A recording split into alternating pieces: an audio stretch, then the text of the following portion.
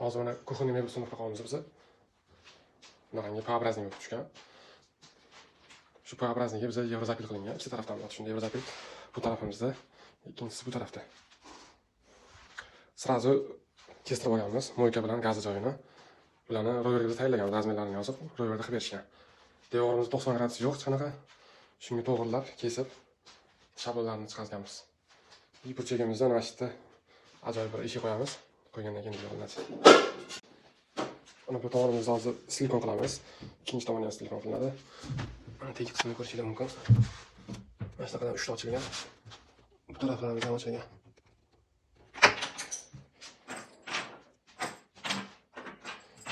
Bunaqangi siqadigan zajimlar qo'yiladi. Polni germetik qilingandan keyin tortib qo'yiladi, siqib, tekis bo'ladi shunda. Mana shu tagidan qo'yib yuborildi. Hozir qotirib chiqamiz, siqiladi shunda. Starishnicamizni qo'yib bo'ldik.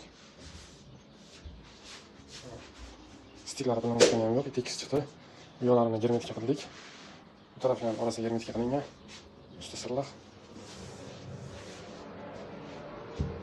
Bu tarafimizga ko'ramiz agar klient printus yoki silikon qilamiz hujjatlardagi. Sahifamizga obuna bo'lib qo'ying. Yana qiziqarli ma'lumotlar oldinda qo'yib boramiz. Bu kuxnyamizni ham bitgan holatini yana qo'yamiz. Ko'rishingiz mumkin bo'ladi.